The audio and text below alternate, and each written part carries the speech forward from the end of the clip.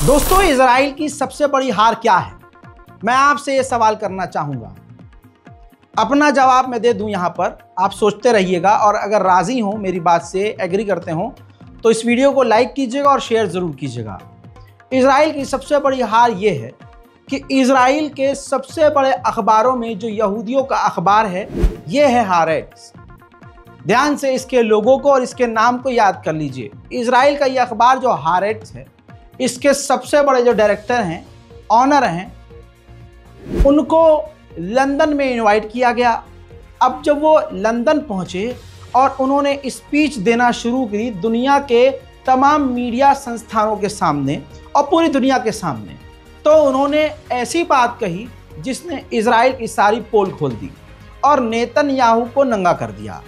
हारेट्स के director, Israel के सबसे बड़े अखबार के डायरेक्टर, हारेट्स के डायरेक्टर ने स्पीच देते हुए, जो स्पीच मैं आज आपको ज़रूर दिखाऊंगा, और आपको अगर फिलिस्तीनियों से प्यार है तो कसम है आपको शेयर ज़रूर कीजिएगा, ताकि दुनिया देखे जो इजराइलियों को सपोर्ट कर रहे हैं, इजराइल के नरसंहार को सपोर्ट कर रहे हैं, उनकी आत्मा उन्हीं को गाली बके कि तुम इसको सपोर्ट कर रहे हो।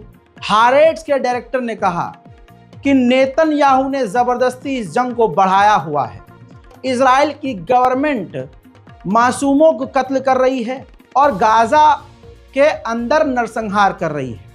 इजराइल के सेटलर्स पहले फिलिस्तीनियों की ज़मीन पर कब्ज़ा करते हैं और जब वो कब्ज़ाए हुए अपनी ज़मीन को आज़ाद करवाने के लिए जो फ्रीडम फाइटर्स ऑफ फिलिस्तीन हैं, वो जो लड़ते हैं अपनी ज़मीन को आज़ाद कराने के लिए, तो उन क्रांतिकारियों को इजराइल टेररिस्ट कहता है।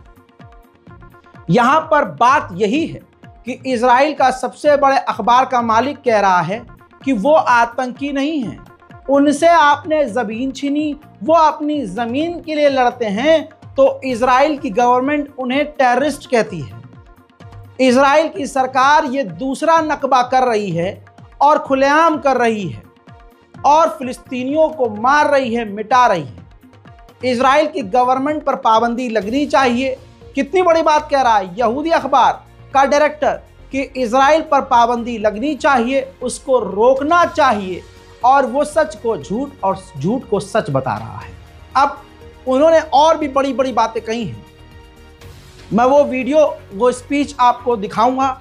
हो सकता है कि इस वीडियो को डिलीट करवा दिया जाए या यूट्यूब हम पर कोई कार्रवाई कर दे, लिहाजा आप पर यह वाजिब है, लाजमी कि अगर मैं रिस्क ले रहा हूं तो आप सबसे ज़्यादा इस वीडियो को लाइक करेंगे, करवाएंगे और शेयर करेंगे। सुनिए। The Netanyahu government doesn't care about imposing a cruel apartheid regime on the Palestinian population. It dismisses the costs of both sides for defending the settlements while fighting the Palestinian freedom fighter that Israel calls terrorists. In a sense, what is taking place now in the occupied territories and in part of Gaza is a second Nakba. A Palestinian state must be established. And the only way to achieve this, I think, is to apply sanctions against Israel, against the leaders who oppose it, and against the settlers. हो गया सब कुछ clear. ये Israel के सबसे बड़े अखबारों में जो हारेट्स अखबार है उसके डायरेक्टर थे। अब इसके बाद इतने ज़्यादा बुरी, क्योंकि मेरा ये मानना है कि इजराइल या तो अब इनको कत्ल कर देगा या इस अखबार को बंद कर देगा।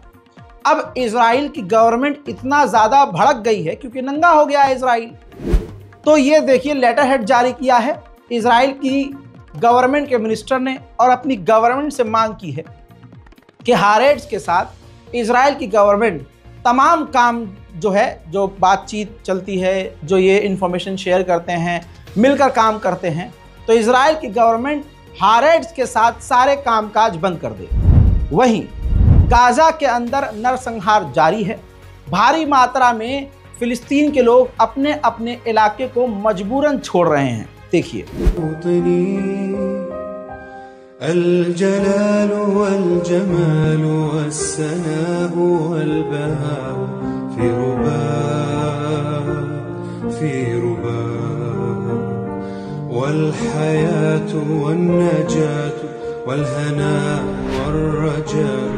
फिलिस्तीनी अपने मकान को छोड़ रहे हैं, लेकिन इजराइल फिर भी उनको नहीं छोड़ रहा है। इस तस्वीर को देखिए, ओपन फायर इजराइल का सैनिक फिलिस्तीनियों के ऊपर कर रहा है, लेकिन दुनिया के तमाम कट्टरवादी इजराइल के साथ हैं। अभी भी गाजा में रोज सैकड़ों लाशें गिर रही हैं। ये देखिए, लाश रखने की जगह नहीं है, लाशों के ऊपर लाश और लाश के ऊपर लाश इस तरह से एक जगह इकट्ठा की जा रही हैं। गजा के अंदर अब हाल यह है कि कफन की भी कमी पड़ रही है। गाजा में तबाही मचाकर, नरसंहार करके, तस्वीर देखिए, इमारतों में आग लगाकर प्राउडली इजराइल के सैनिक फोटो खिंचवाकर सोशल मीडिया पर शेयर कर रहे हैं। वहीं फिलिस्तीनियों के कपड़े पहनकर, फिलिस्तीनी महिलाओं तक के कपड़े पहनकर इजराइल के सैनिक सोशल मीडिया पर पोस्ट कर रहे हैं। जैसा हारेट्स के डायरेक्टर ने ही कहा कि इजराइल का मकसद यह है कि गाजा की सरजमीन पर कब्जा किया जाए। गाजा के लोग भाग चुके हैं, मारे जा चुके हैं, मकान बर्बाद हो चुके हैं, लेकिन उस खड़े हुए खंडर को भी इजराइल के बिल्डोजर देख लीजिए, पूरी तरह से तोड़ रहे हैं, गिरा रहे हैं, ताकि जमीन को समतल किया जाए और वहां पर सेटलमेंट यानी यहूदियों के लिए मकान बनाया जाए। उधर यूएन की स्पेशल एनवॉय ने खुद कहा है कि 42,000 फिलिस्तीनी मारे गए हैं, लाख से ज्यादा घायल हैं, पूरा गाजा डिस्प्लेस हो चुका है, लेकिन फिर भी यूएन के अंदर फिलिस्तीन को सपोर्ट नहीं किया जा रहा है। And frankly, I'm shocked. I always experience a sense of shock and delusion when I come to this room, because many of you recited the same script that you had in front of yourself last year. Of course, we condemn Hamas attack. Of course, we express solidarity with the Israeli victims. Of course, we demand the release of the hostages, both the Israelis and the Palestinians. But is it possible that after 42,000 people killed, you cannot empathize with the Palestinians? Those of you who... उधर Saudi अरब ने भी Israel के ऊपर हमला बोला है। Saudi अरब के विदेश मंत्री ने कहा है कि कई बार सीज फायर की बातचीत फेल इसलिए हुई है क्योंकि इजराइल हर बार अपनी नई शर्तें रख देता है। वहीं स्पेन ने बड़ा कदम उठाया है इजराइल के खिलाफ। स्पेन के अंदर एग्जीबिशन होने वाला है, उस एग्जीबिशन में स्पेन इजराइल को ब्लॉक कर रहा है। उधर तुर्की भी एक बड़ा कदम इजराइल के खिलाफ उठाने की तैयारी कर रहा है। तुर्की एक इवेंट करेगा लाइज ऑफ इजराइल के नाम से, यानी इजराइल के झूठ। उसके अंदर सबूत के आधार पर, डॉक्यूमेंटेशन के आधार पर इजराइल के तमाम झूठ पर से पर्दा उठाएगा और दुनिया के सामने इजराइल को नंगा करके दिखाएगा। उधर अरब देशों की ही गद्दारी की वजह से आज फिलिस्तीन का यह हाल है। ये जरा मलबा जो आप ड्रोन का देख रहे हैं और जो आग लगी हुई है, ये इराक की तरफ से इजराइल पर ड्रोन दागा गया था।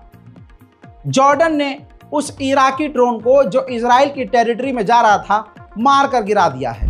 वहीं इजराइल इतना बदनाम हो चुका है कि अब आईडीएफ का चीफ खुद नेतन्याहू से कह रहा है कि मेहरबानी करके गाजा और लेबनान में सीज फायर की डील आप कर लो। उधर इजराइल ने माना है कि अब तक 1300 से ज्यादा ड्रोन इजराइल की टेरिटरी में घुसे हैं, जिन्हें हमने ज्यादातर मारकर गिराया है।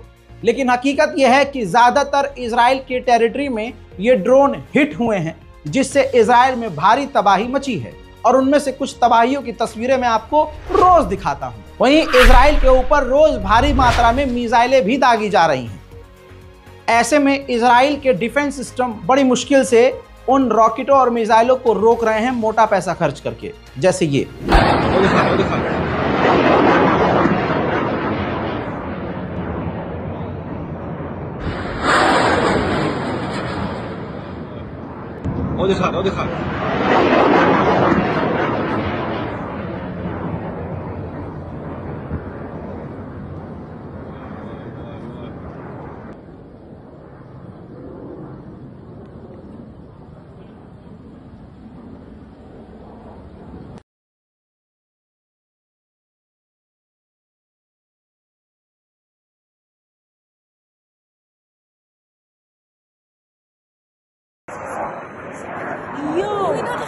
יואו, אני לא יודעת.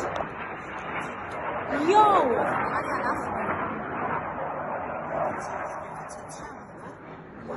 כן, כן.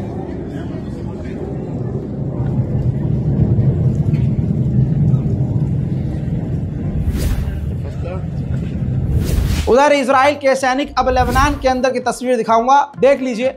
इजराइल के सैनिक लेबनान के जो पुल हैं, ब्रिज हैं, मकान हैं, इलाके हैं, सबको बम लगाकर उड़ा रहे हैं और खुद वीडियो रिकॉर्ड करके दुनिया को दिखा रहे हैं। इसके अलावा मैं आपको एक और सबूत दूंगा, ये देखिए।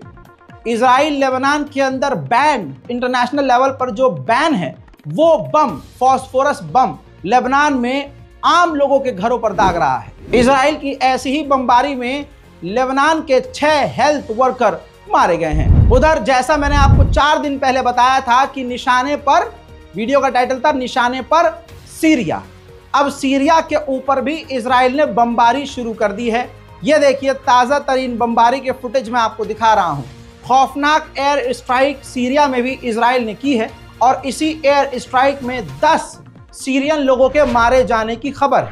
उधर लेबनान में इजराइल को मोटा नुकसान झेलना पड़ रहा है।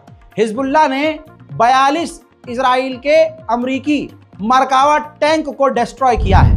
वहीं भारी मात्रा में एक बार फिर से तस्वीरें सामने आई हैं कि गाजा में मौजूद लोग अपने अपने इलाके को इजरायली बमबारी के डर से छोड़ रहे हैं। الجلال والجمال والسناء والبهاء في ربا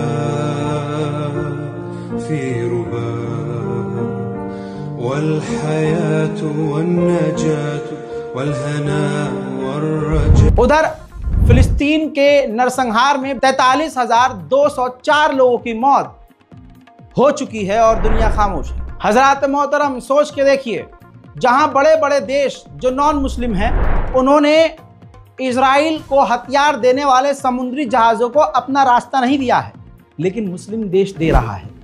जैसे ये रिपोर्ट देखिए, इस रिपोर्ट के मुताबिक खबर ये है, कई सारे देशों ने जो जर्मनी से हथियार लेकर जहाज समुद्री इजराइल जा रहा था, उसे अंगोला, स्लोवानिया, उसके अलावा मोंटेनेग्रो एक छोटा सा देश, एक और देश है माल्टा, इन तमाम देशों ने उस जर्मनी के हथियार वाली शिप को अपने देश का रास्ता अपने पास से भी गुजरने नहीं दिया, जिसके बाद बमुश्किल अब वो जर्मनी का हथियार से लैस समुद्री जहाज इजिप्ट रुक गया है आकर, और अब इजिप्ट के रास्ते होता हुआ इजराइल हथियार लेकर जाएगा।